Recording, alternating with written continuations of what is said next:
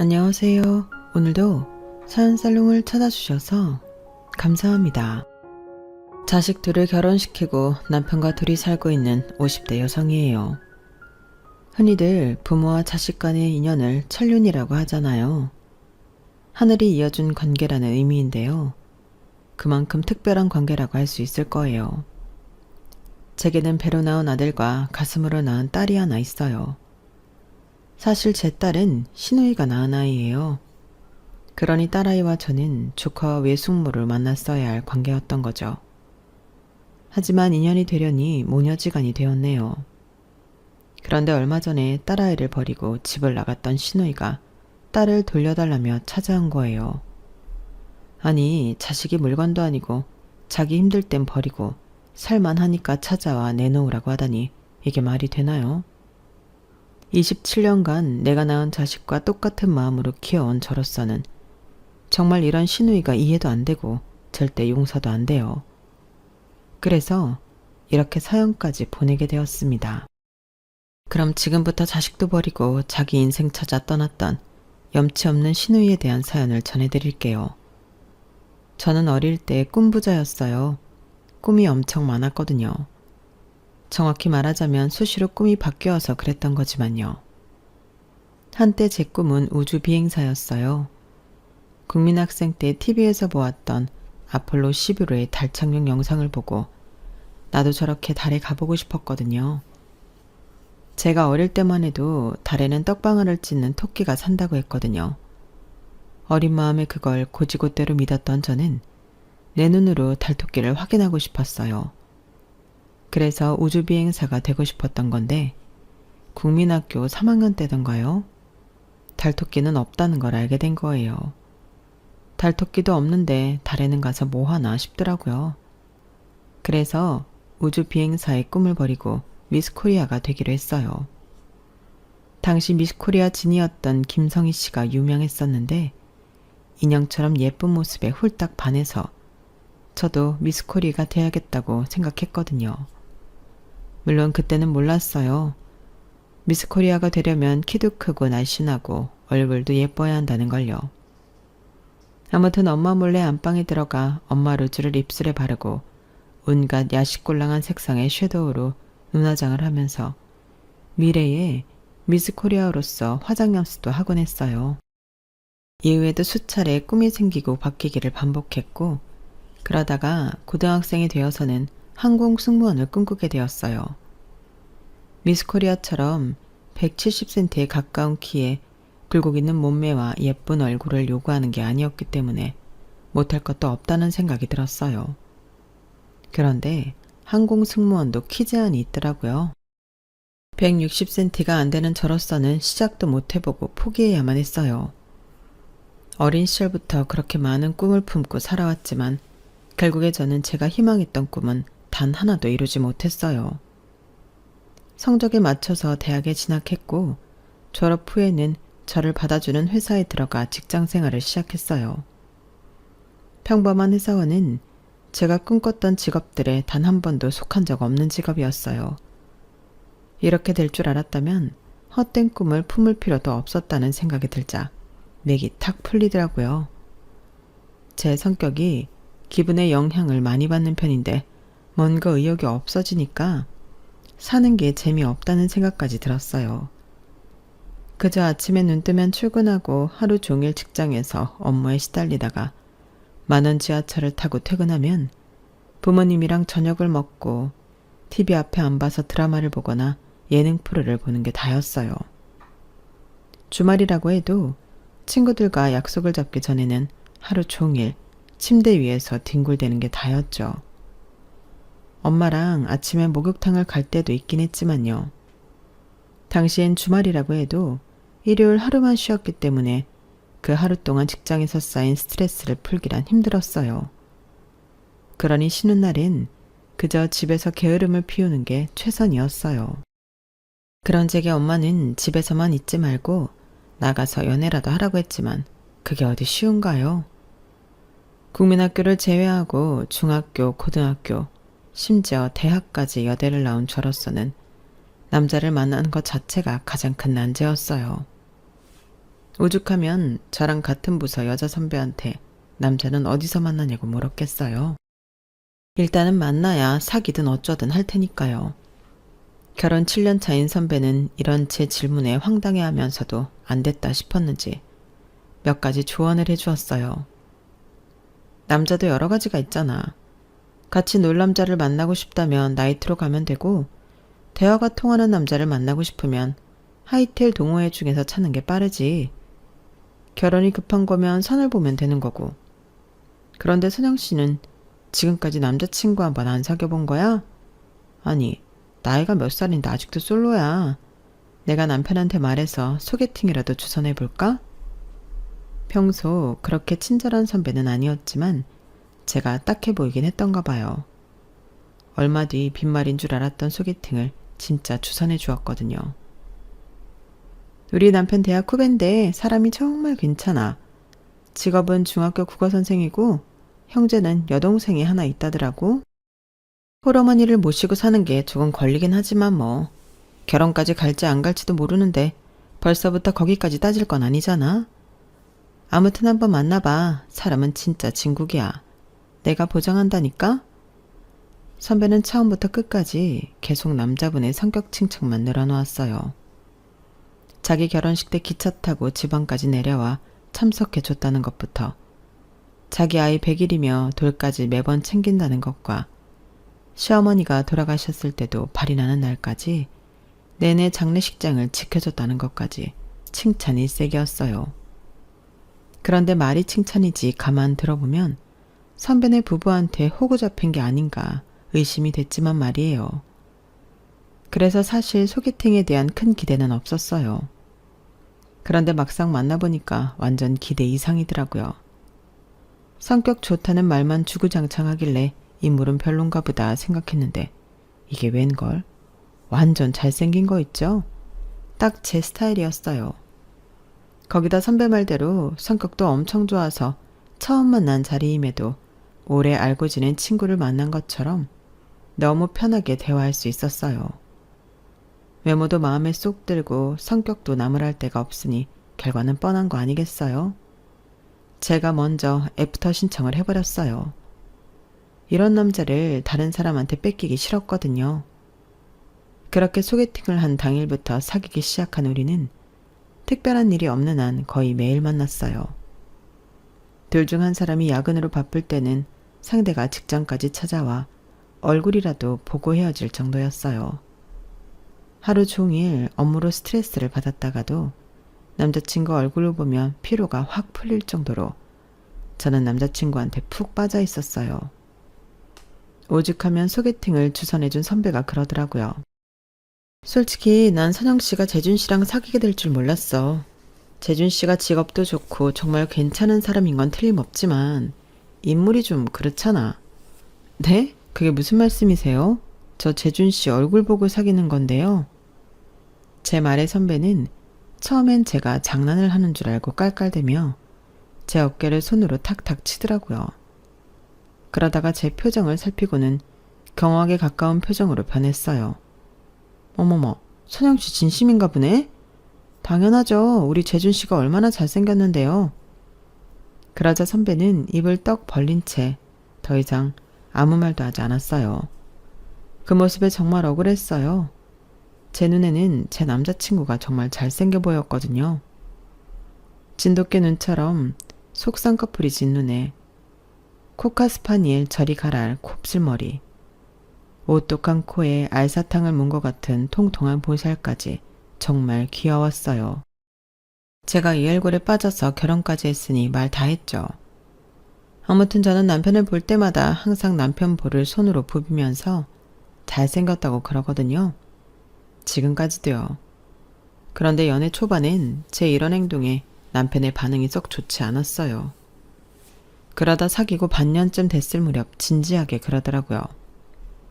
선영아, 내가 전부터 궁금했던 게 하나 있는데 솔직하게 대답해줬으면 좋겠어. 매번 나한테 잘생겼다고 하는 말 말이야. 나 좋으라고 하는 소리니 아니면 장난으로 하는 소리니? 응? 그게 무슨 소리야? 나도 사람인데 내 외모를 모르겠니? 태어나서 지금까지 잘생겼다는 말은 너한테 빼고 들어본 적이 없어. 솔직히 내 얼굴이 잘생긴 거랑은 거리가 먼 얼굴이잖아. 남편의 말에 순간 정신이 멍해졌어요. 내 눈에는 분명 남편이 잘생겨 보이는데 왜 다들 이런 말을 하나 싶었거든요. 물론 정우성이나 장동건처럼 전형적인 미남형은 아니지만 그래도 남편은 남편 나름대로 잘생긴 얼굴이 분명하거든요. 그런데 마치 제 눈이 잘못된 것처럼 다들 이런 반응을 보이니까 정말 내가 이상한 건가 하는 생각이 들더라고요. 그래서 속상하고 답답했어요. 남편조차도 내 진심을 믿지 못하는 것 같아서요. 서운한 마음에 울먹이면서 나는 진심이었다고 말을 했더니 남편이 잠시 저를 바라보기만 하더라고요. 그러더니 피식 웃으면서 이러는 거 있죠? 사람 마음이 참 간사한 게 네가 자꾸 나보고 잘생겼다고 말해주니까 언제부턴가 나도 그 말이 당연하게 받아들여지는 거 있지? 진심이 아닐지도 모른다는 생각을 하면서도 말이야. 고마워 선영아. 난 진짜 행운한가 봐. 내 부모 외에 날 이렇게 예쁘게 봐주는 사람을 어디서 만날 수 있겠어? 이래서 집신도 제 짝이 있다고 그러나 보다. 다른 사람 눈에는 영 아닌 내 얼굴이 자기 눈에는 잘생겨 보이니 말이야. 이거야말로 진정한 천생연분 아닐까? 안 되겠다. 우리 그냥 결혼해야겠다. 죽었다 깨어나도 너 같은 여자는 다시 못 만날 것 같거든. 지금까지는 선영이 네가 날 예뻐해줬으니까 앞으로는 내가 널 더 예뻐해줄게. 그러니까 나랑 결혼하자. 응? 비록 사귀자는 말은 제가 먼저 했지만 결혼하자는 말은 남편한테 먼저 들을 수 있었어요. 남편과 2년 넘게 사귀는 동안 남편을 통해 신우이에 대한 얘기를 종종 들을 수 있었지만 실제로 본 적은 한 번도 없었어요. 나이 차이가 6살이나 나서 그런가 남편은 동생을 어리게만 보는 것 같았어요. 어릴 때부터 공부를 잘했던 남편과 달리 신우이는 공부에는 취미가 없는 것 같았어요. 미용 기술을 익혀서 자기 샵을 차리는 게 꿈이라고 하는 걸 봐서는 공부보다는 손재주를 타고난 것 같더라고요. 양가 부모님께 인사를 드리기 전에 먼저 신우이를 밖에서 따로 만나게 됐는데 딱 보니까 남편하고는 180도 다른 분위기더라고요. 뭐랄까, 소위 말하는 날라리 분위기였어요. 학창 시절에 반에 한두 명씩 있던 날씬않은 학생들처럼 말이에요. 저보다는 2살 아래였는데 옷차림만 보면 10살쯤 어려 보였어요. 당시 어린 친구들 사이에서 유행하는 옷차림과 화장법, 헤어스타일을 하고 있어서 그랬는지도 모르겠네요. 이대 입구에 있는 헤어샵에서 일을 배우고 있다는 신우이는 저를 처음 보는 자리에서 바로 저를 올케 언니라고 불러주었어요. 낯선 호칭에 남편도 저도 살짝 당황하긴 했지만 내심 듣기 좋더라고요. 신우이는 마치 제 입속의 혀처럼 제가 듣기 좋을 법한 말만 골라서 해주었는데 이상하게 저는 그 말이 불편했어요. 분명히 저한테 듣기 좋은 말을 해주는데도 진심이 하나도 느껴지지 않았거든요. 제가 느낀 신우이의 첫인상은 가면 쓴 여우, 딱 그거였어요. 속으로 어떤 생각을 하는지는 모르겠지만 겉으로 보이는 것과는 다를 거라는 건 확실했어요. 그리고 그런 제 느낌은 어느 정도 정확했더라고요. 어머님은 굳이 분류하자면 신우이보다는 남편과 비슷한 성향인 것 같았어요. 수수한 외모에 말씀도 행동도 조용한 분이셨어요. 혼수나 예단 문제도 상식적인 선에서 제시하셔서 저희 부모님도 시어머니 칭찬을 많이 하셨어요. 사부인이 아주 인품이 훌륭한 분이시더라. 이서방이 어머님을 닮아서 사람이 진국인 것 같아. 다행이다. 남편감도 뭐 하나 아쉬운 게 없고 시어머니도 좋은 분이니 말이야. 그런데 신우이는 좀 다른 것 같더라. 아무리 헤어샵에서 일을 한다곤 하지만 상견례 자리에 노랑머리에 가슴골이 훤히 드러나는 옷을 입고 오는 게 어딨니? 다이값도 못하고 말이야. 암튼 앞으로 신우이는 신경 좀 써야겠더라. 엄마 말대로 신우이는 상견례 자리에서 단연 눈에 튀는 사람이었어요. 결혼식 당일에도 마치 자신이 주인공인 것처럼 엄청나게 꾸미고 왔더라고요. 검은 망사 스타킹에 빨간색 타이트한 원피스를 입고 머리에는 영화 사브리나에서 오드리 헵번이 쓰고 나왔을 법한 창 넓은 모자를 쓰고 왔어요. 거기에 새까만 선글라스까지 쓰고 말이죠. 그걸 본 저희 엄마는 표정 관리가 안 될 정도로 화가 나셨고 시어머니는 딸의 철없는 행동에 어쩔 줄 몰라 하셨어요. 그날 이후 제 친정에서는 시누이 얘기만 나오면 고개를 절레절레 흔들게 되었어요. 그리고 그 정점은 바로 2년 뒤 벌어진 일일 거예요. 제가 아들을 출산하고 업무 복귀가 불발되면서 이거와 살림을 하며 살던 때였는데 하루는 시어머니께서 저희 부부를 집으로 부르셨어요. 남편 퇴근 시간에 맞춰서 이제 막 걸음마를 시작한 아들을 데리고 시댁에 도착했는데 집 안에서 아기 울음소리가 들리지 뭐예요. 남편도 저도 의아한 표정으로 집 안으로 들어갔는데 어머님이 갓난아기를 들지 않고 계시더라고요. 순간 머릿속에서 떠오른 건 시누이 한 사람뿐이었어요. 정확히는 시누이가 사고쳤구나 라고 생각했어요. 저희 부부가 결혼하고 얼마 안 됐을 시점 시누이는 직장 근처에서 친구랑 자취를 하겠다고 집을 나갔어요. 말로는 친구라고 했지만 그게 여잔지 남자인지는 알 수 없으니까요. 아니나 다를까 제 예상이 맞았어요. 이를 어쩌니 재은이가 글쎄 애를 낳았지 뭐니. 결혼도 안 한 처녀가 어쩌자고 애를 낳아선. 이 기집애가 진짜. 재은이 지금 어딨어요? 야 이재은 너 당장 안 나와? 남편은 소리를 지르며 시누이 방문을 확 열었어요. 그런데 방 안에 아무도 없더라고요. 남편이 이어서 욕실 문도 열었는데 욕실 안에도 없었어요. 집안 어디에서도 시누이 모습은 보이지 않았어요. 엄마, 재은이 이 기집애 어딨어요? 그러자 어머님은 소파에 털썩 주저앉으시더니 울먹이며 그러셨어요. 아침에 일어나 보니까 애만 덩그러니 두고 도망갔지 뭐니. 아무리 철이 없어도 그렇지 어떻게 지 새끼를 두고 도망을 가. 아유 내 팔자야. 시집도 안 간 딸년이 애만 낳아놓고 도망갔으니 이제 이 애는 어쩌냐고. 시누이가 애를 버리고 도망갔다는 말에 뒷머리가 삐죽 서는 기분이었어요. 어머님은 애를 안은 채 신세한탄을 하셨고 남편은 얼굴이 빨갛게 달아올라서는 한숨을 푹푹 쉬며 앉지도 서지도 못한 채 집안을 서성댔어요. 시누이가 사라지고 한동안은 어머님이 아이를 돌보셨어요. 아이한테 필요한 백신접종을 하는 날에는 제가 시댁에 가서 시누이 애를 데리고 병원에 다녀오곤 했어요. 그렇게 한 달, 두 달, 석 달이 지나가자 어머님이 애를 데리고 저희 집으로 오셨어요. 그날 어머님은 지금까지 봐왔던 어머님 모습과는 확연히 달랐어요. 피곤에 쩔어서 눈가에 다크서클이 잔뜩 내려앉은 데다 살이 얼마나 빠지셨는지 완전 반쪽이 되셨더라고요. 얘, 이러다가 내가 먼저 죽겠다. 얘가 어찌나 울어대는지 내가 아주 밤에 잠도 한숨 못 자고 있다니까.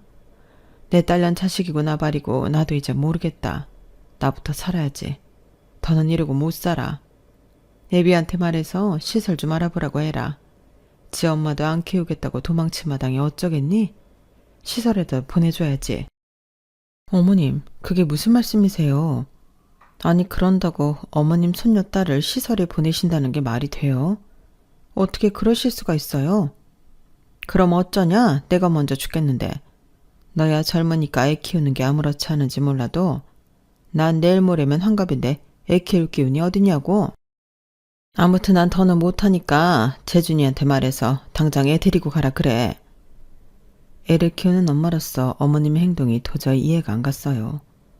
어떻게 자기 손녀딸을 버릴 생각은 합니까? 이게 사람이 할 짓이냐고요. 저도 육아를 하면서 너무 힘들어서 다 때려치우고 싶었던 순간이 한두 번이 아니었어요. 하지만 어디까지나 생각일 뿐이지 이 어린 생명을 두고 허튼 짓은 할 용기까지는 절대 낼 수 없었어요. 내가 이 아이의 엄마니까 내가 아니면 이 작은 생명체는 꼼짝없이 죽을 수밖에 없으니까 말이에요. 그런 의미에서 자식을 버리고 집을 나간 시누이도 그렇고 딸이 버리고 간 손녀딸을 시설에 보내겠다는 어머님도 그렇고 정말 무서운 사람들이란 생각이 들었어요. 어떻게 손녀딸을 시설에 보낼 생각을 해요.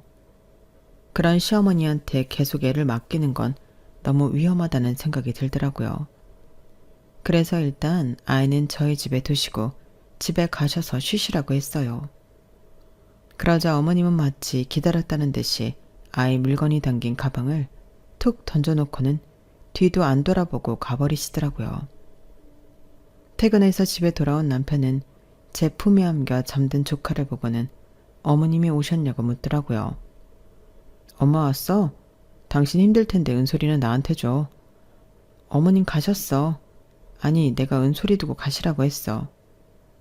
그제야 남편은 제 표정을 살피며 무슨 일이 있었냐고 물었어요. 어머님께서 더는 은솔이 못 키우시겠대. 당신한테 시설을 알아보라시는데 이 어린 걸 어떻게 시설에 보내겠다는 건지 난 도저히 이해가 안 가.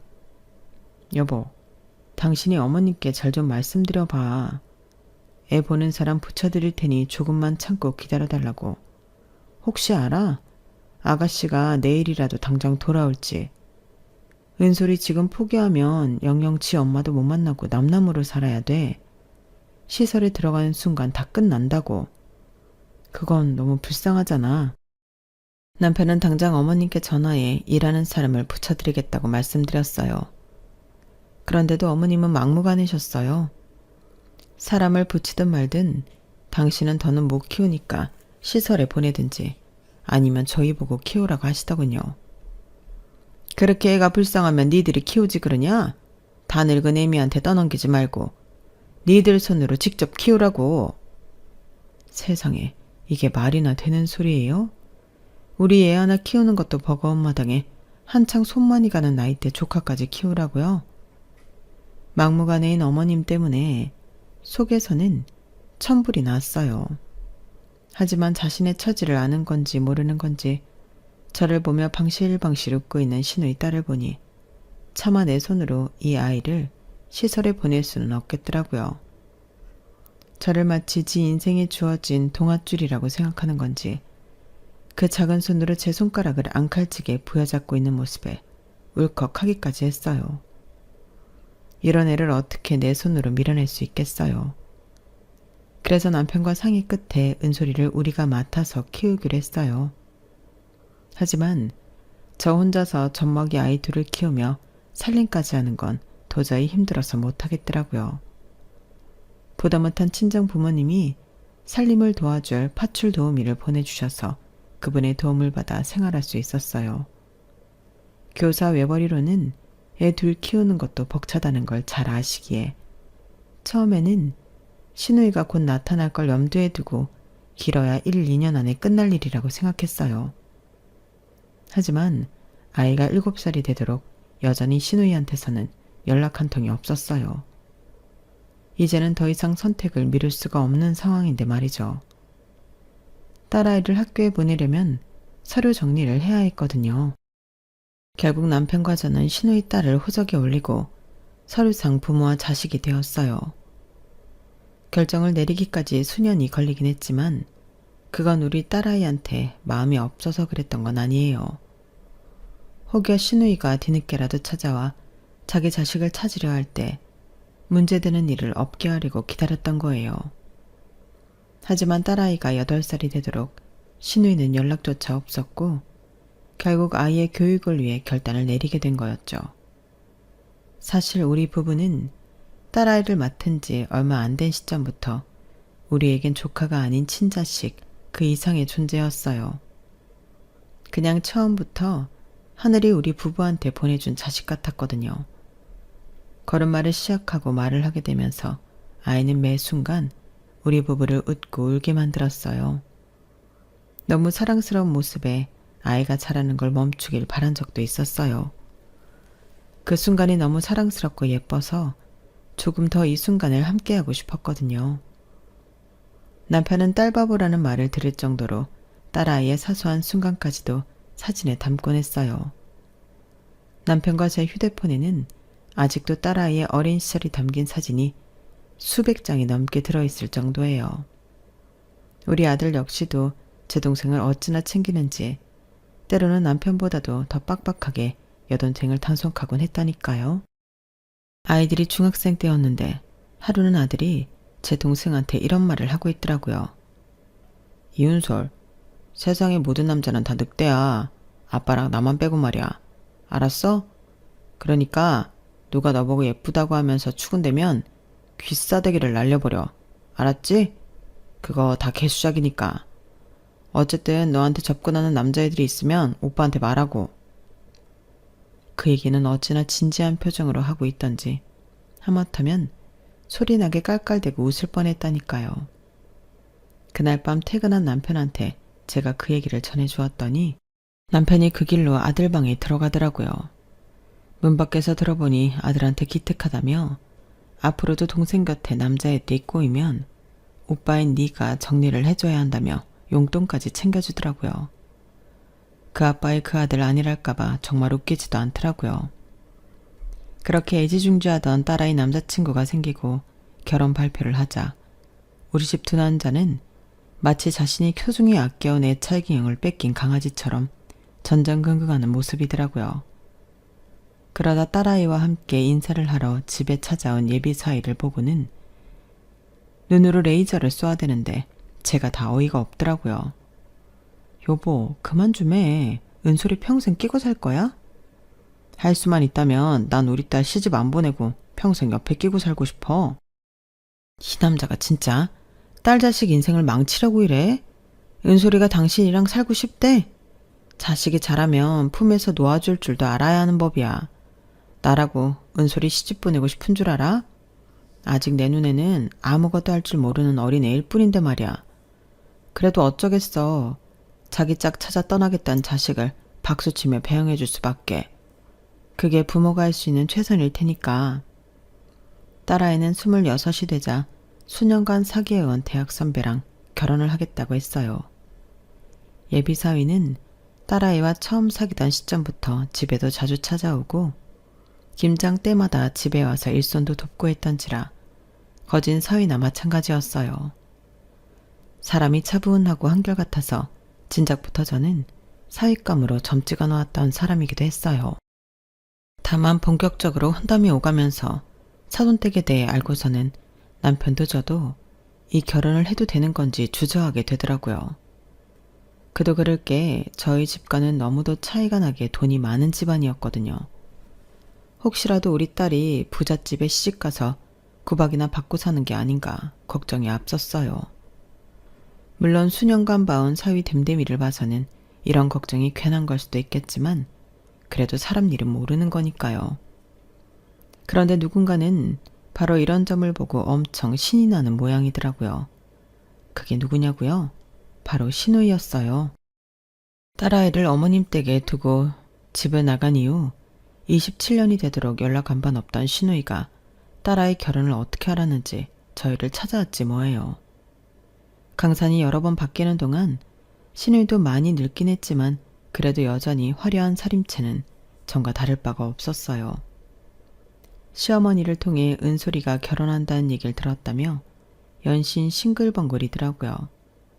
그 모습에 그래도 엄마라고 자식 결혼식에는 참석하려고 온 모양이다 생각했는데 웬걸?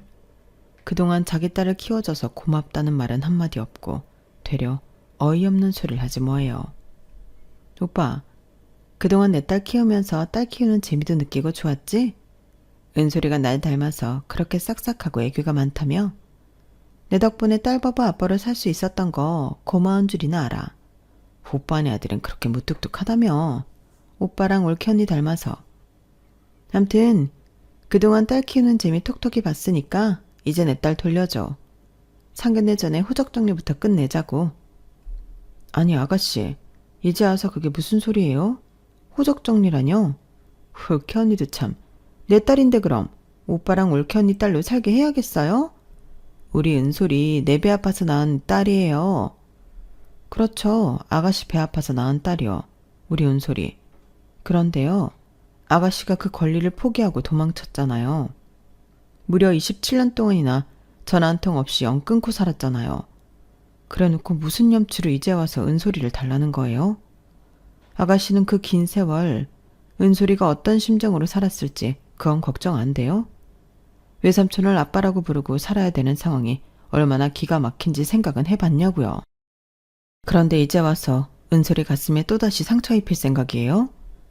그런 거라면 나 절대 가만히 두고 안 봐요. 아가씨가 아니라 아가씨의 할머니가 찾아와도 난 우리 은솔이 지킬 거라고요. 그러니까 자신이 버린 권리를 다시 쉽게 손에 쥘 수 있을 거란 헛된 희망 당장 버리세요. 아셨어요?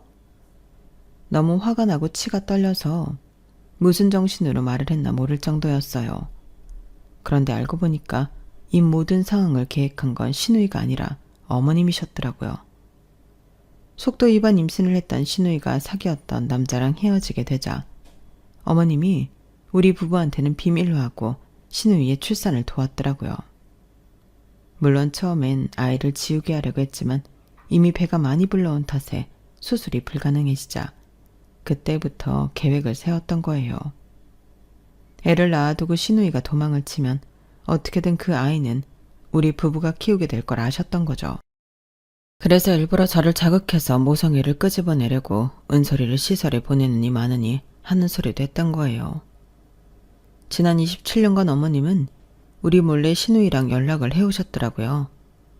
그러다 이번에 은솔이 결혼 소식을 전했는데 사돈댁 재력을 전해드린 신우이가 기회다 싶었는지 바로 찾아온 거예요.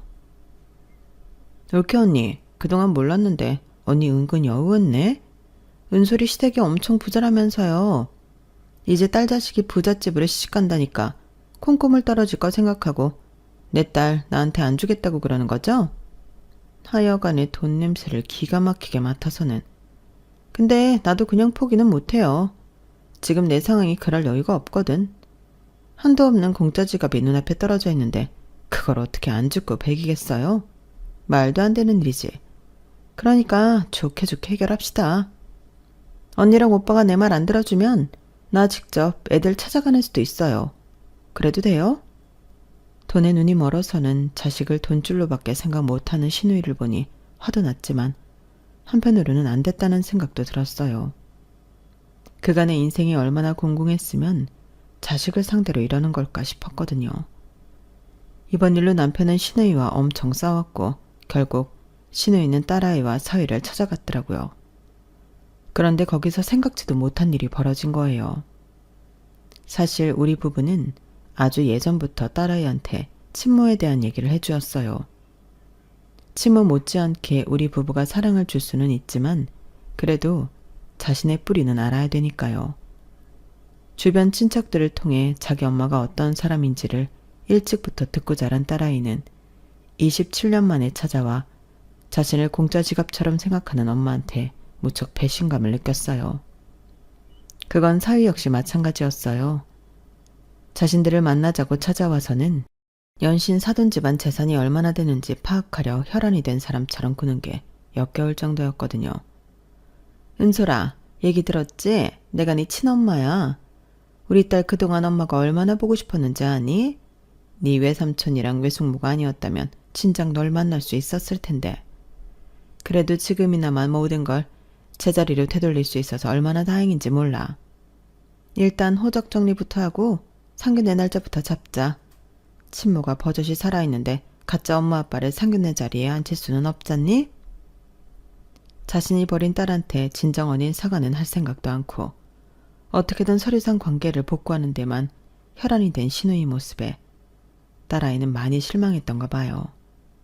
안 그래도 엄마에 대한 감정이 안 좋은 딸인데 말이에요. 그걸 본 사위는 결국 자신이 총대를 매기로 했어요. 그래서 신우이한테 대놓고 그랬죠. 은솔이 낳아주신 친어머님이시라면 결혼 얘기도 어머님이랑 하는 게 맞겠죠? 어머 당연하지 사위. 나랑 얘기를 안 하면 누구랑 하겠어? 네. 그럼 일단 저희 쪽에서 원하는 혼수랑 예단 목록부터 드릴게요. 안 그래도 은솔을 키워주신 외삼촌한테 부담 드릴 게 죄송했었는데 친어머니시라고 하니까 마음이 좀 놓이네요. 사위는 애초에 있지도 않은 가짜 예단 목록과 혼수 목록을 신우이한테 건넸어요. 그러자 목록을 본 신우이는 펄펄 날뛰기 시작했어요. 아니 이게 뭐야? 수입차의 명품백, 골프채, 그리고 이 가구들은 다 뭐야? 아, 가구는 이태리 장인이 만든 수제 가구로 골랐어요. 이런 게 수십 년이 흘러도 유행도 안 타고 가치가 유지되니까요. 참, 저희 부모님이 예단비는 1억 보내시면 3천 돌려드리는 걸로 하시자는데 어떠세요? 괜찮으시죠? 그 말에 신우이는 마른 침만 연신 삼키더니 갑자기 몸이 안 좋다며 돌아가 버렸어요. 그리고 예상하시는 대로 그 길로 잠적을 해버렸고요. 결혼을 앞두고 찾아와 마음을 헤집고 간 친엄마가 야속할 법도 한데 딸아이는 이 상황을 담담하게 받아들이더라고요. 우리 딸아이와 함께 가짜 리스트를 만들어 신우이를 몰아낸 사위는 가짜 리스트를 쭉쭉 찢으며 혹시라도 우리가 오해할까봐 몇 번이나 안심을 시켜주었어요. 그 후 한 달 뒤 우리는 상견례를 했어요. 직접 만나보니 사위가 누굴 닮았는지 확실히 알겠더라고요. 사돈 내외 모두 수수하고 인상이 좋은 게 사위랑 분위기가 똑같았거든요. 이번 결혼은 자식들이 부모한테 손 안 벌리고 지들 형편에 맞춰서 하겠다고 하니까 그렇게 하도록 놔두자고 하셔서 우리도 아이들 뜻을 따르기로 했어요.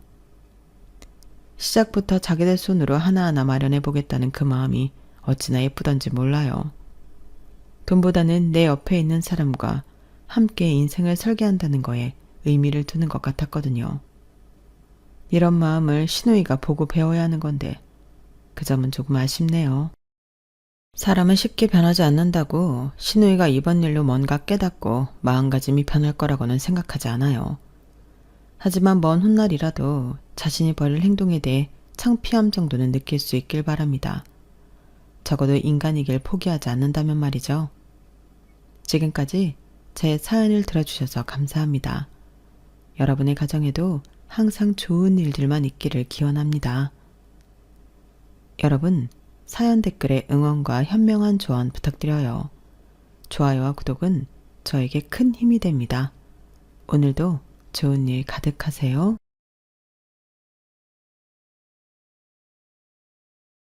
안녕하세요. 오늘도 사연 살롱을 찾아주셔서 감사합니다. 서울에 사는 60대 여성이에요. 부모가 죽으면 땅에 묻고 자식이 죽으면 가슴에 묻는다고 하잖아요. 몇 년 전 제 가슴에도 무덤이 하나가 생겼답니다. 내 목숨과 바꿀 수 있을 만큼 소중한 아들을 묻은 무덤이죠. 아들을 앞서 보내고 한동안 저는 살아야 할 의미를 찾지 못했어요. 남편이 들으면 서운하겠지만 옆에 있는 남편한테 신경 쓸 겨를이 없을 정도로 제 삶 전체가 무너져 내렸거든요. 훌훌 털고 다시 일어설 힘이 조금도 남지 않아서 살아도 산 게 아니었어요. 그런데 그랬던 제게도 살아야 할 이유가 생긴 거예요. 저와 남편에겐 기적이라고밖에 설명할 수 없는 그날의 일을 들려드리려고 이렇게 사연을 보냅니다. 뒤돌아보면 제 인생은 남들에 비해 평탄했던 것 같아요. 대학 교수였던 아버지와 돈 있는 집안의 딸이었던 어머니 밑에서 고생이란 걸 모르고 살았거든요. 음대 교수였던 아버지는 6살 무렵부터 저를 피아노 앞에 앉히셨어요. 마치 아이 손에 장난감을 쥐어주듯 아버지는 고사리 같은 제 손을 피아노 건반 위에 올려주셨죠. 당시에 제가 얼마나 제대로 쳤는지는 기억이 안 나요. 다만 아버지랑 같이 뭔가를 한다는 것에 즐거움을 느꼈던 것 같아요. 당시 음대 교수임에도 불구하고 자식들에게 따로 음악 교육을 하지 않으셨던 아버지였기에 아버지가 손수 제게 피아노를 가르치셨다는 것만으로도 어머니를 비롯해 주변 분들은 많이들 놀라셨어요. 제게는 10살 이상 차이가 나는 언니와 오빠가 있는데 그 형제들에겐 하지 않으시던 걸 제게만 가르치셨으니까요. 그래서 다들 아버지가 계셔서 제게 음악적 소질을 본 게 아니냐는 말들을 했어요. 아무래도 저를 음악 쪽으로 키우려고 하시는 게 아닌가 하고 말이죠. 저 역시도 처음 피아노를 시작할 때는 몰랐지만 조금씩 머리가 커가면서 아버지가 그런 의도를 가지고 계신 게 아닌가 생각하게 되었어요. 사실 음악적 소질이고 뭐건 간에 제게 가장 의미가 됐던 건 아버지가 나한테 기대를 하시는구나 하는 생각이었어요. 그렇게 생각하니 연습을 게을리할 수가 없더라고요. 어떻게든 남들보다 낫다는 걸 증명하고 싶어서 밤낮 없이 연습하고 기대를 저버리지 않으려고 노력했어요. 제 또래 아이들이 나가는 콩쿠르에서 받은 트로피가 늘어갈수록 그래도 내가 아버지의 기대에 부응하고 있다는 만족감도 느끼게 되었죠. 외할아버지께서는 이런 손녀딸을 위해 해외 유학까지 보내주려고 하셨어요. 경자야, 이 할애비는 말이다. 이문이 나지 않는 데는 투자를 안 하는 사람이다. 뼛속까지 장사꾼이거든. 그런데 말이다. 이번만큼은 할애비가 우리 막내 손녀를 위해서 이문과 상관없이 투자를 해볼 생각이다. 그건 네 능력을 믿어서가 아니야. 네 아버지 안목을 믿는 거지. 서운해도 할 수 없다. 하지만 대신 널 위한 투자는 아끼지 않으마. 유학을 가고 싶다면 그게 어디든 보내줄 거고 네가 원하는 피아노가 더 있다면 전 세계를 뒤져서라도 찾아서 사주마. 구두쇠로 알려진 외할아버지께서 전적으로 저를 후원해 주시겠다고 하자 외가 식구들은 다들 엄청 놀라셨어요. 특히 어머니는 누구보다 기뻐하셨죠. 집에 돌아와 아버지께 자랑을 하실 정도로요. 여보, 우리 아버지께서 경자를 밀어주실 모양이에요. 원하는 건 뭐든 해주시겠다고 하지 뭐예요? 그래서 말인데 경자 플란서로 유학 보내는 거 어때요? 신문에 보니까 예술가들은 다들 플란서 파리에 모인다던데 우리 경자도 일찍부터 그런 분위기 속에서 살면 좋잖아요. 막내딸의 미래를 상상하며 한껏 고무된 어머니는 아버지가 당연히 허락해 줄 걸로 믿고 그렇게 말했어요. 하지만 어머니의 예상과 달리 아버지는 의외의 대답을 하신 거예요. 경자를 뭐하러 유학을 보내? 괜히 얘한테 헛바람 넣지 마. 아니 여보, 그게 무슨 말이에요? 헛바람이라뇨. 애초에 당신이 바랐던 게 이런 거 아니었어요? 피아노에 소질이 있는 애니까 돈 있는 외조부 도움받아 해외 유학이라도 떠나길 바랐던 거 아니었냐고요. 이제 와서 발뺌할 생각이에요? 이 사람이 내가 언제 경자한테 피아노에 소질이 있다고 그랬어? 나는 그저 우리 경자가 나이 차이 많이 지는 형제들 밑에서 자라는 게 외롭지 않을까 해서 피아노를 가르친 것뿐이야. 안타깝게도 우리 집 애들 중에 음악적 소질을 가지고 태어난 애는 단 한 명도 없어. 아버지의 그 말은 많은 변화를 몰고 왔어요. 가장 먼저 시작된 변화는 어머니였어요. 그동안 어머니는 저를 예술고등학교에 보내려고 값비싼 피아노 레슨을 시키셨는데 하루아침에 딱 끊으셨거든요. 대신 제 공부를 도와줄 과외 선생을 들이셨어요. 이제는 딴 데 신경 쓰지 말고 열심히 공부해서 성적을 올리라는 무언의 압력이었죠. 당시만 해도 이름 있는 고등학교에 진학하려면 시험을 봐야 했는데 제 당시 성적으로는 거기에 미치지 못했거든요. 그리고 어머니만큼이나 아버지 말씀에 영향을 받은 사람은 바로 저였어요. 사춘기 중학생이던 제게는 엄청난 파장이 끼쳤거든요. 사실 그동안 저는 내가 피아노에 소질이 없다는 걸 내심 알고 있었는지도 몰라요. 그럼에도 열심히 피아노를 쳤던 건 뛰어난 음악가인 아버지가 나를 인정해 줬다는 것 때문이었어요. 그런데 그게 아니라고 하니까 더 이상 제가 피아노에 매달릴 이유가 없어진 거였죠. 하루도 거르지 않던 피아노 연습은 단번에 끝나버렸고 이후로는 피아노를 거들떠보지도 않았어요. 신기한 건 아쉬움도 없고 불만도 없었어요. 사람들은 흔히들 열심히 해오던 걸 그만두게 됐을 때 엄청난 상실감은 느낄 거라고 생각들 하는데 그것도 사람 나름이고 상황 나름인 것 같아요. 적어도 저는 피아노를 그만두면서 일말의 미련도 없었거든요.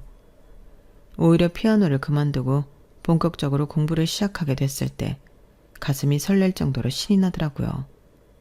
그동안은 피아노 연습을 해야 한다는 강박 때문에 공부를 겉핥기로만 했었는데 이제는 온전히 신경을 쏟을 수 있어서 그렇게 좋을 수가 없었어요. 그렇게 1년 정도 공부에 매진했고 그 결과 명문고등학교에 합격할 수 있었어요. 저를 비롯해 부모님도 그때 아셨던 것 같아요. 제가 공부에 소질이 있다는 사실을요. 본격적으로 공부를 시작한 지는 얼마 안 됐지만 성적은 전교 1, 2등을 다툴 정도로 수직 상승을 했어요.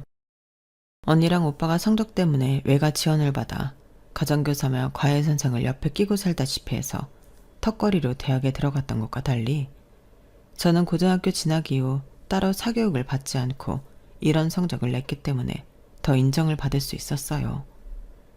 상황이 이쯤 되자 외할아버지께서는 이러다가 우리 집안에서 서울대 출신이 나오는 게 아니냐시며 엄청 기뻐하셨다더군요. 그래서 제가 따로 부탁하지 않았는데도 서울대생을 상주 과외선생으로 붙여주셨어요. 바로 이 사람이 미래의 제 남편이랍니다. 남편은 지방에서 올라와 장학금을 받으며 공부를 했는데 출신 대학도 그렇고 학업 성적이 우수해서 소위 말하는 있는지 자식 과외선생으로 유명했던가 봐요. 공부 잘하는 외손녀한테 좋은 과외선생을 붙여주고 싶었던 외할아버지는 외숙모를 시켜 거액의 뒷돈을 주고 제 남편을 빼다가 저희 집에 보내주신 거예요. 나중에 남편한테 얘기를 들어보니 단순히 돈 때문에 거해를 옮긴 건 아니었다고 하더라고요. 원래 상주했던 집 애가 엄청 꼴통이었거든. 부모 기대는 하늘에 닿아 있는데 애는 아직 걸음마도 못하는 수준이랄까? 이런 녀석은 3년이 아니라 30년을 가르쳐도 서울에 있는 대학은 못 보낼 것 같았어. 돈 때문에 그 집에 붙어있긴 하지만 괜히 나중에 욕 엄청 얻어먹겠다 싶었지.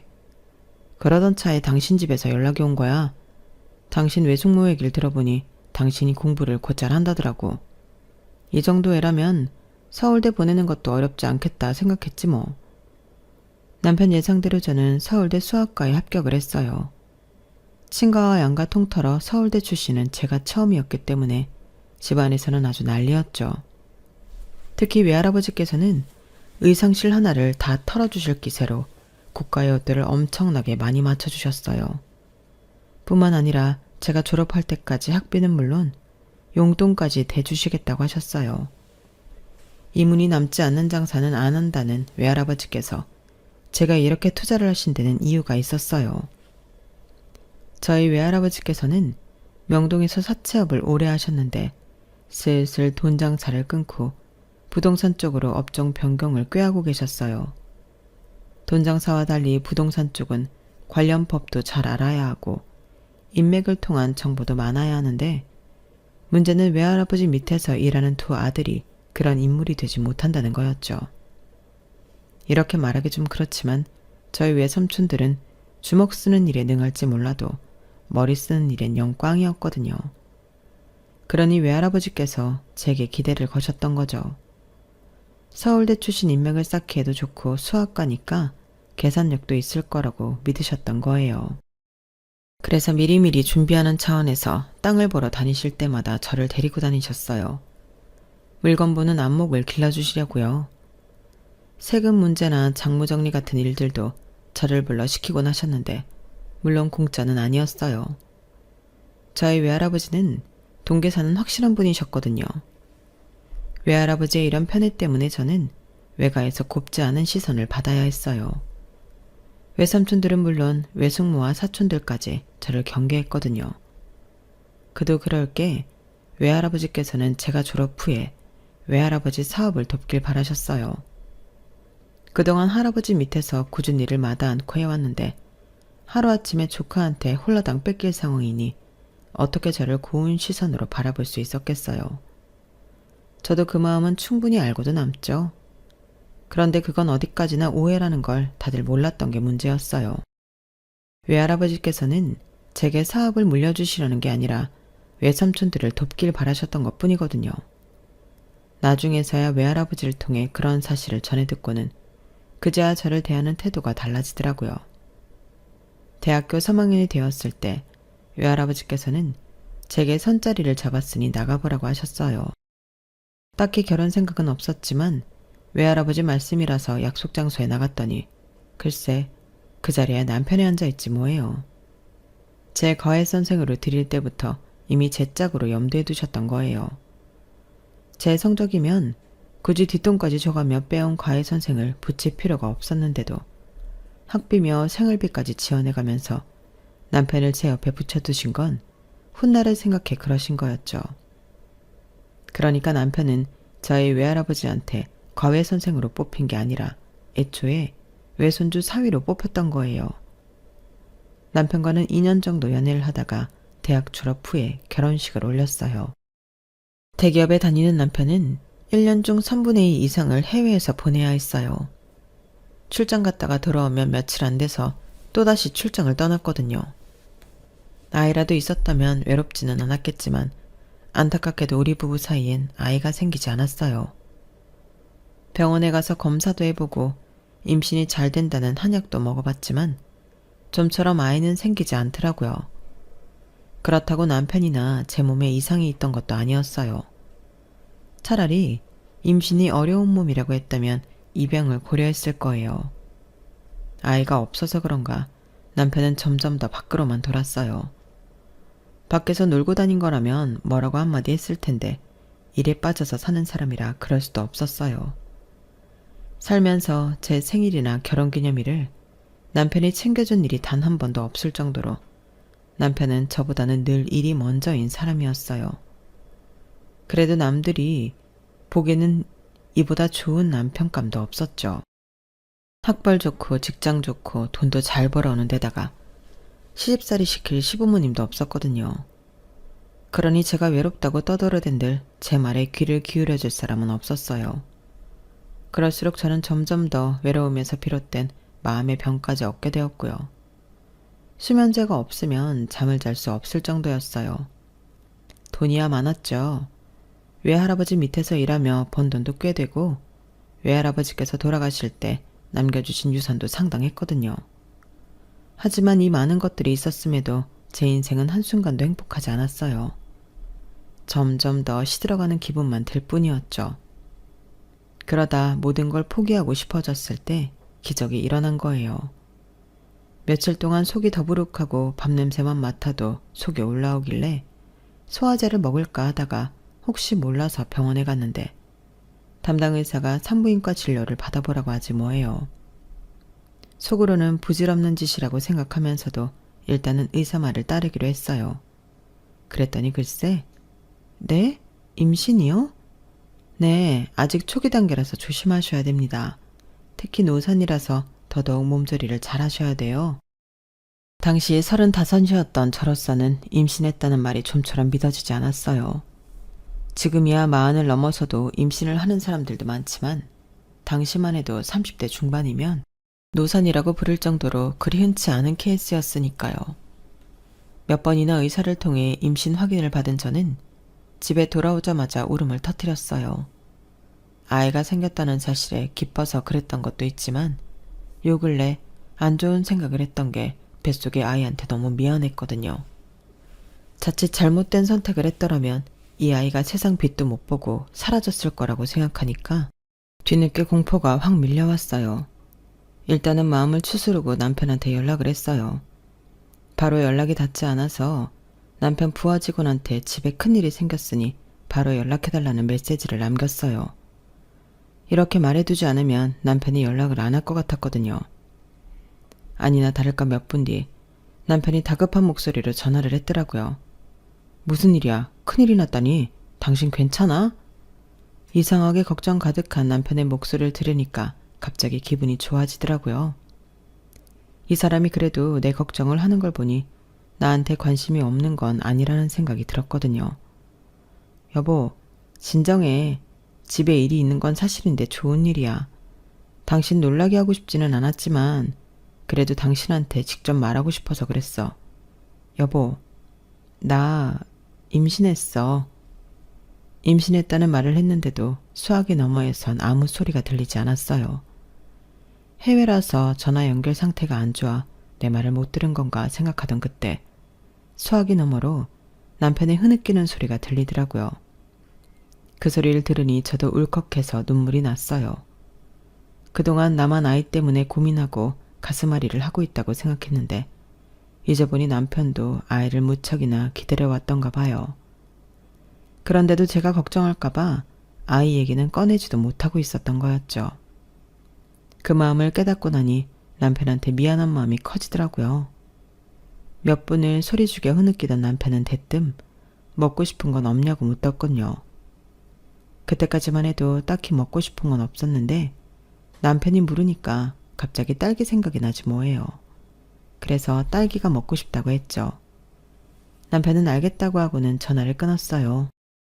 그리고 다음날 아침 7시도 안 된 시간에 현관문 소리가 들리더라고요.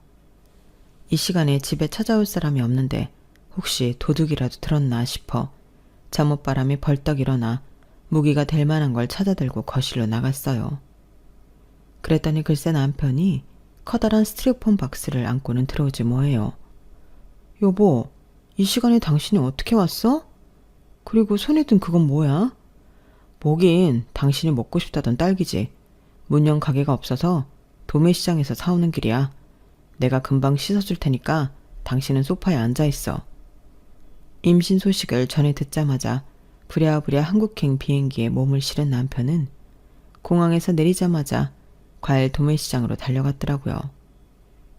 비행기 안에서 생각해보니까 아무리 생각해도 문연 과일 가게가 없을 것 같더라고. 그래서 공항에 내리자마자 과일 도매시장으로 달려갔지. 덕분에 싱싱하고 알이 굵은 딸기를 살 수 있었어. 여보, 또 먹고 싶은 거 있어? 말만 해. 내가 거기가 어디든 당장 달려갔다 올 테니까. 지금까지 봐왔던 남편 모습 중에 그날 남편의 표정이 가장 밝아 보였어요. 마치 세상을 다 얻은 사람처럼 입가에 미소가 끊이지 않았거든요. 일도 팽개치고 달려왔던 남편은 그날 밤 비행기로 다시 떠나야 했지만 가기 전까지 제가 먹고 싶다는 왕만두며 족발, 아이스크림까지 한가득 사다가 냉장고에 쟁겨주었어요. 현장 일 처리하고 바로 돌아오겠다고 하면서도 제 걱정이 되는지 쉽게 발길을 못 대더라고요. 그러고도 안심이 안 됐는지 남편은 제 친정에 전화해 친정 어머니를 저희 집에 보냈어요. 늦둥이 딸이 30을 훌쩍 넘긴 나이에 임신했다고 하자 친정 부모님도 기쁘셨던지 한 걸음에 달려오셨더라고요. 얼마 뒤 출장에서 돌아온 남편은 부서까지 바꿔가며 제 곁을 지켜주었어요. 그동안 못해준 거 이번에 다 해주겠다며 밥도 직접 해서 제 입에 떠넣어주고 발도 씻겨주고 잘 때도 제가 잠든 걸 확인하고서야 잠들곤 하더군요. 하루아침에 360도 변해버린 남편을 보며 때로는 적응이 안 되기도 했지만 그래도 이참에 마음껏 누리자는 생각도 들었어요. 그렇게 10개월 가까이 임산부로서 온갖 호사를 누려온 저는 3시간 진통 끝에 출산을 했어요. 세상 무엇과도 바꿀 수 없는 귀한 우리 아들을 그렇게 만나게 된 거예요. 마흔을 바라보는 남편은 여느 아빠들 못지않게 자식을 위해 노력했어요. 지금처럼 휴대폰에 카메라가 달려있던 시절이 아니라서 남편은 필름 카메라와 8mm 캠코더로 우리 아들의 순간순간을 담기 바빴어요. 이래도 진심이었던 남편은 육아에도 진심으로 달려들더라고요. 잠결에 아이 울음소리가 살짝만 들려도 제가 깰까봐 아이를 안고 거실로 나가 한참이나 아기를 어르곤 했어요. 공부가 생활이었던 습관 탓인지 육아 서적도 산처럼 쌓아두고 볼 정도로 남편의 자식 사랑은 유난하더라고요. 20년 가까이 회사 일이 최우선이던 남자가 하루아침에 변해버리자 회사 내에서는 말들이 많았나 봐요. 스스로 한직을 자처하며 저와 아이와 함께 보내는 시간을 늘려가던 남편은 결국 시련을 맛보게 되었어요. 오랜 시간 출세가도를 달렸던 이력에도 불구하고 희망퇴직자 명단에 올랐더라고요. 아직 아이가 자라려면 한참 남았는데 이제 겨우 신을 넘긴 시점에 회사에서 쫓겨날 위기에 처하자 남편은 큰 충격을 받은 것 같았어요. 그동안 회사에 모든 걸 바쳐왔는데 이렇게 쉽게 버림을 받는다는 게 감당이 안 됐을 거예요. 늘 자신만만하고 당당하던 남편이 풀이 죽은 모습을 보니 저도 마음이 편하지 않았어요. 그래서 이대로 가만히 보고만 있을 순 없겠다 싶더라고요. 그래서 남편 명예퇴직 얘기는 모른 척하고 선수를 쳐버렸어요. 여보, 이참에 회사 그만두는 게 어때? 그동안 당신 능력 충분히 발휘하며 살았잖아. 언제까지 회사 좋은 일만 시켜줄 거야. 그러지 말고 앞으로는 당신이 하고 싶은 일 해. 돈은 걱정하지 말고. 당신도 알잖아. 우리 외할아버지가 날 좀 예뻐하셨어? 외할아버지가 남겨주신 건물도 있고 그것 외에도 땅이며 현금도 차고 넘치게 있어. 그거 다 당신 줄 테니까 당신 하고 싶은 거 해. 제 말에 남편은 헛웃음을 지었어요. 그러면서도 기분은 꽤 좋아 보이더라고요. 그럼 그럴까? 이번 기회에 돈 많은 마누라 덕 좀 보고 살아봐? 야, 남들은 자기 남편이 회사 잘릴까봐 더럽고 치사해도 끝까지 버티라고 한다는데 역시 우리 마누라는 달라. 내가 결혼 참 잘했어. 그걸 이제 알았어? 일단 회사부터 그만두고 쉬면서 뭘 할지 생각해봐요. 딱히 하고 싶은 게 없으면 그냥 건물 세 받고 살아도 좋고 먹고 살 돈이야 충분한데 뭐가 걱정이야? 그러니까 마음 푹 놓고 살라고요. 말은 이렇게 했지만 제가 남편을 모르나요? 아내 돈에 기대서 건물 세만 받고 살 사람이 아니라는 걸 누구보다 제가 잘 아는걸요. 남편은 회사를 그만두고 한 3개월 정도 집에서 지냈어요. 그러는 동안에 하루에 몇 시간씩 서재에 들어가 사업 구상을 하더니 얼마 뒤 작은 회사를 차렸어요. 퇴직금으로 감당할 수 있는 규모로 말이죠. 제가 사업 자금을 지원해 줄 테니 규모를 키우라고 해도 남편은 극구 사양했어요. 자식 앞에서 가장으로서 떳떳하려면 그러면 안 된다나요? 그리고 몇 년 뒤 20여년 가까이 대기업 직원으로 전 세계를 돌며 일을 했던 남편이 차린 회사는 어느 정도 자리를 잡았고 조금씩 규모도 키워나가기 시작했어요. 그리고 우리 아들이 20살이 되어 대학에 진학했을 때 어엿한 중소기업 대표가 되어 있었죠. 남편을 보니 될 놈은 어떻게 해도 된다는 말이 실감이 나더라고요. 어렵게 얻은 아들은 자라면서 병치레 한 번 없이 잘 자라주었고 제 아빠나 저만큼은 아니었지만 공부도 나름 잘했어요. 누굴 닮아서 그런지 운동을 좋아해서 유치원 때부터 수영, 태권도, 축구, 검도까지 안 가르쳐 본 게 없을 정도였죠. 저나 남편이 하라고 시킨 게 아니라 제가 스스로 하고 싶다고 해서 시켜준 거였어요. 그렇다고 운동을 전공할 만큼의 실력은 아니고 취미로 즐기는 수준이었죠.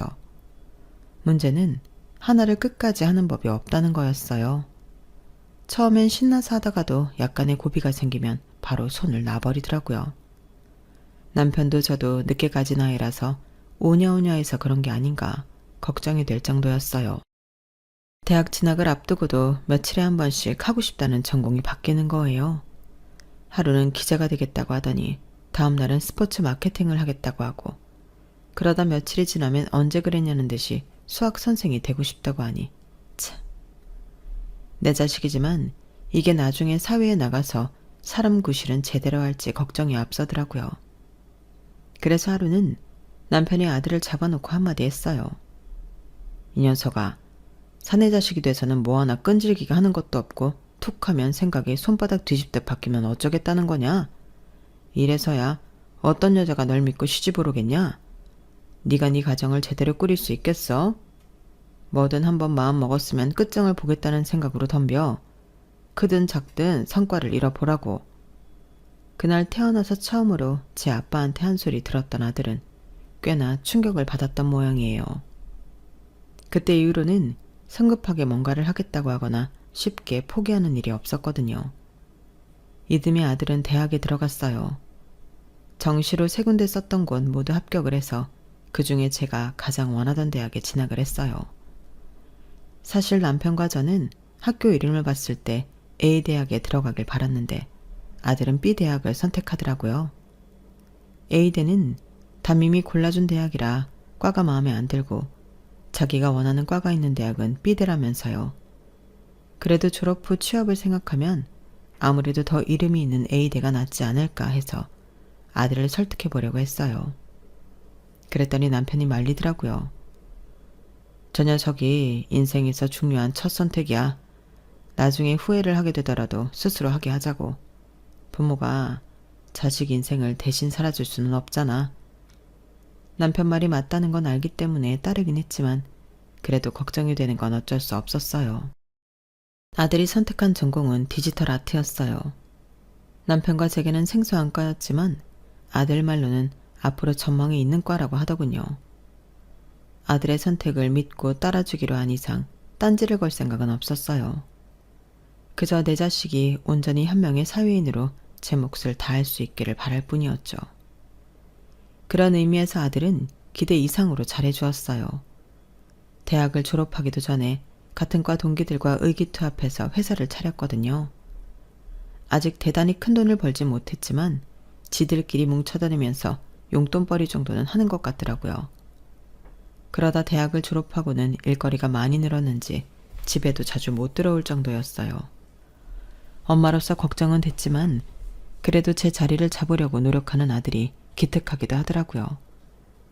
그렇게 수년을 주말도 없이 뛰어다닌 덕에 아들네 회사는 어느 정도 자리를 잡게 되었어요. 지방 정부에서 하는 행사 일을 맡아서 하기도 하고 대학 축제나 영화, CF 쪽 일도 하는 것 같더라고요. 덕분에 저랑 남편은 영화 시사회 티켓을 선물 받기도 했어요. 그렇게 일에 빠져 사는 줄 알았던 녀석이 하루는 뜬금없이 결혼을 하겠다고 그러더라고요.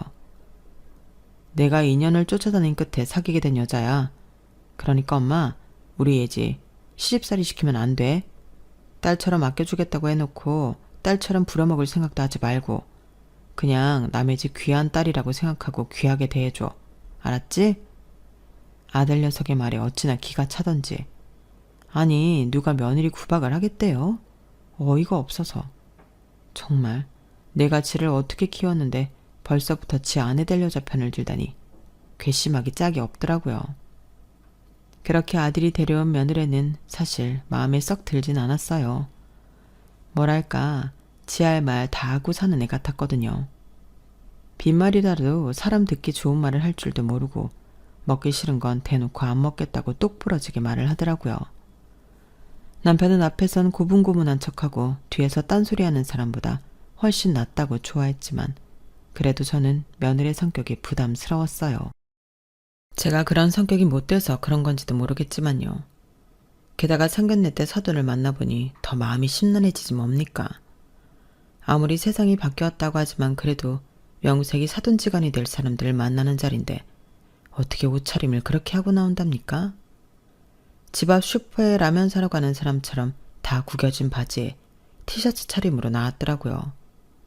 그러면서 자기가 아내도 없이 힘들게 키운 자식이라고 생색은 어찌나 내든지 누구는 뭐 자식을 손쉽게 키웠답니까?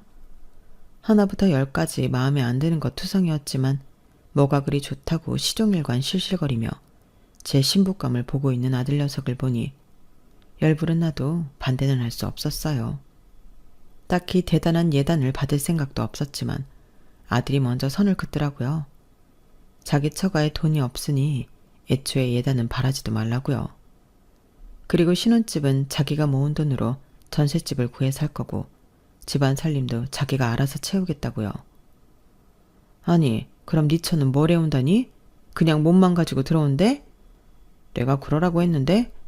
엄마, 난 내 가정을 온전히 내 손으로 꾸릴 거야. 예전에 아빠가 나한테 그랬거든. 가장은 아내도 자식도 온전히 책임질 수 있어야 한다고. 엄마한테는 아빠가 있으니까 이제 나는 우리 예지한테 그런 사람이 될래. 엄마, 이해해 줄 거지?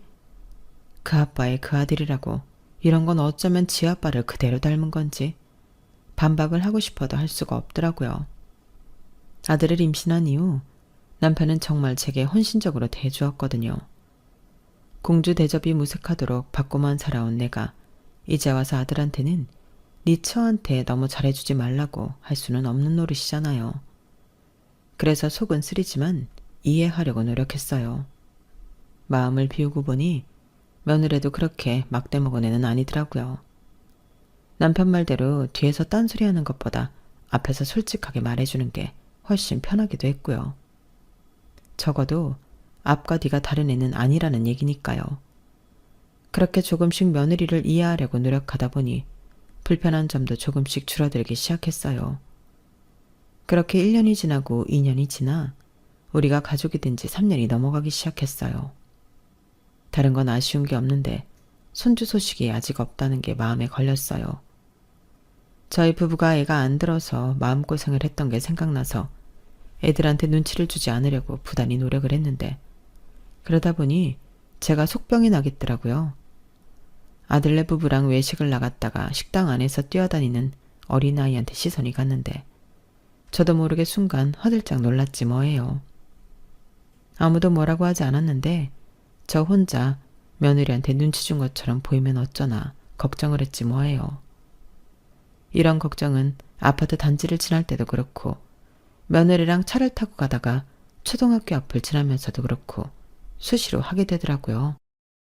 손주가 태어나기 전까지는 남모를 이런 걱정을 하고 살아야 되나 한숨이 다 났어요. 그러면서 한편으로는 나도 이런데 당사자인 며느리는 오죽하랴 싶더라고요. 그래서 더 며느리한테 마음을 쓰게 되었어요. 그 일이 있기 전까지는 말이죠. 하루는 아들 녀석의 전화에서는 중대 발표가 있으니 저희 부부 보고 꼼짝 말고 집에 있으라고 그러지 뭐예요. 순간 머릿속에선 이혼이라는 단어가 떠올랐지만 아들 녀석 목소리가 밝은 거 보면 그건 아니다 싶었어요. 20분이면 도착할 거라는 아들 녀석이 집에 도착하기 전까지 저도 남편도 내심 전전긍긍이었어요. 그런데 이 녀석이 온다고 한 지가 언젠데 1시간이 지나도 감감무소식이지 뭐예요.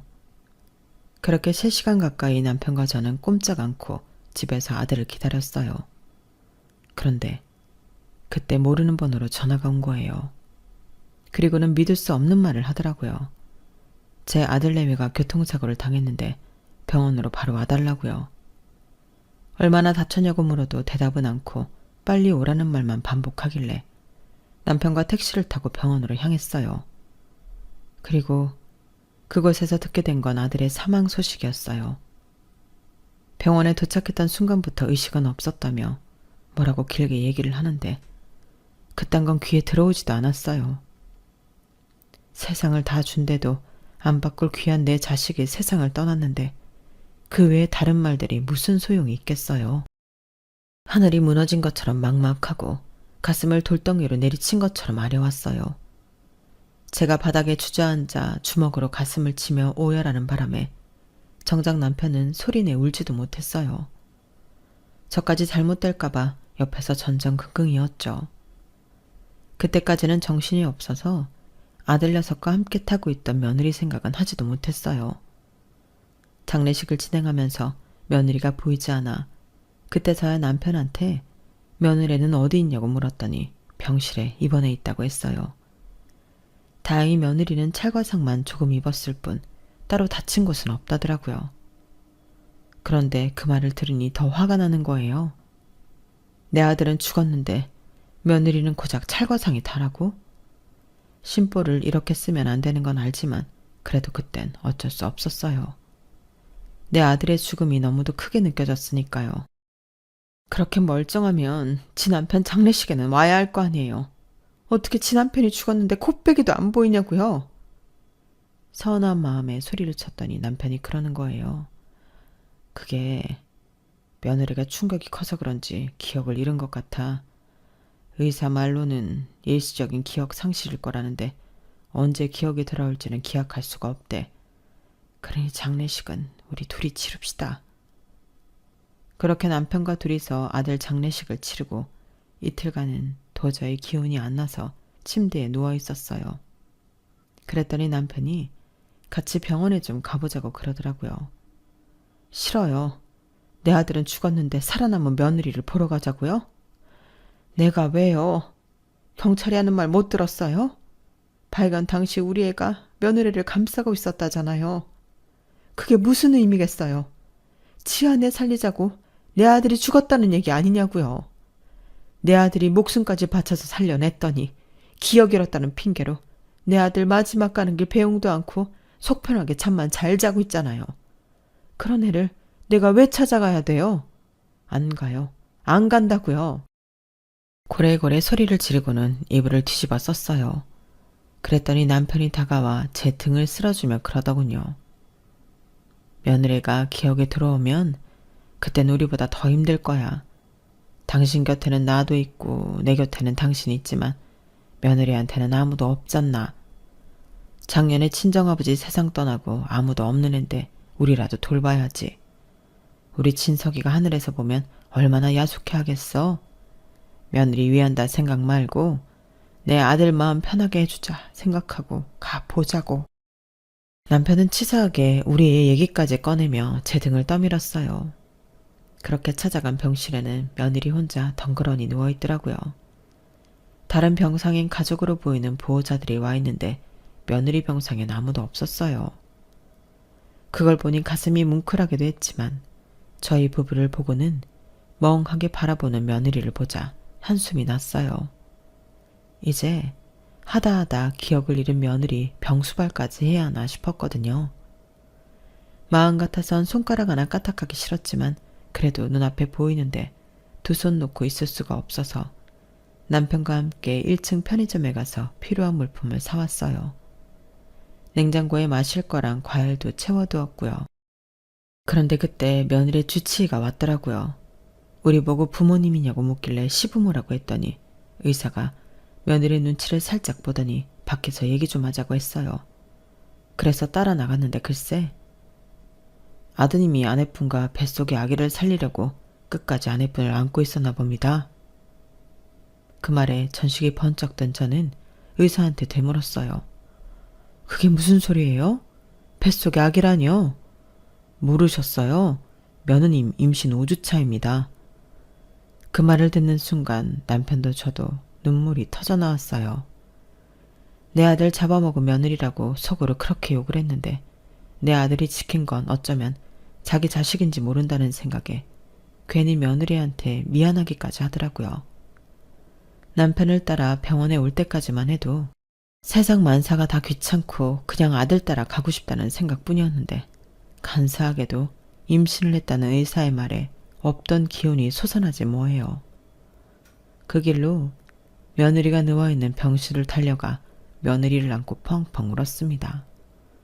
얼마 뒤 며느리는 퇴원을 했고 아들 녀석과 함께 살던 집에 혼자 둘 수가 없어서 남편과 제가 수시로 찾아가 말벗을 해주었어요. 홀몸이 아닌 며느리 밥을 챙기는 것도 제 몫이었죠. 그렇게 반년 가까이 지나는 사이 며느리는 기억을 되찾았어요. 한 번에 다 떠올린 건 아니고 떠듬떠듬 조금씩 찾아나갔어요. 제 남편의 죽음을 떠올린 그날은 미친 듯이 울부짖어서 며느리가 잠들 때까지 제가 안고 있었습니다. 그리고 다음날 며느리가 그러더군요. 저희 부부랑 같이 살게 해달라고요. 혼자서는 이 집에서 버틸 자신이 없다는 거예요. 저도 남편도 며느리랑 뱃속의 아기가 걱정되던 터라 두 말 않고 그러자고 했어요. 손자 녀석이 태어나던 날도 며느리는 저희 부부랑 집에서 함께 아침을 먹고 병원으로 향했어요. 출산을 한 직후에도 며느리 곁을 지킨 건 저희 부부였고요. 3년이 지난 지금은 더 이상 시부모와 며느리가 아니라 그냥 딸처럼 지내게 되었답니다. 평탄하기만 했던 제 인생에 불어닥친 시련이 처음엔 감당하기 힘들어서 모든 걸 놓아버릴까 생각했어요. 하지만 인생은 시련을 이겨낼 만큼의 기적 같은 희망도 선사한다는 걸 알게 되었죠. 제게 있어 기적은 손자 녀석의 탄생이었어요. 이제는 모녀지간처럼 지내는 며느리도 제 인생의 기적 중 하나라고 해야겠네요. 자기 아내를 귀한 남의 집 딸처럼 귀히 여겨달라던 아들 녀석의 부탁을 오늘도 생각하며 사연을 마칩니다. 지금까지 제 사연을 들어주셔서 감사합니다. 여러분의 가정에도 안정과 행복이 가득하기를 진심으로 바랍니다. 여러분, 사연 댓글에 응원과 현명한 조언 부탁드려요. 좋아요와 구독은 저에게 큰 힘이 됩니다. 오늘도 좋은 일 가득하세요.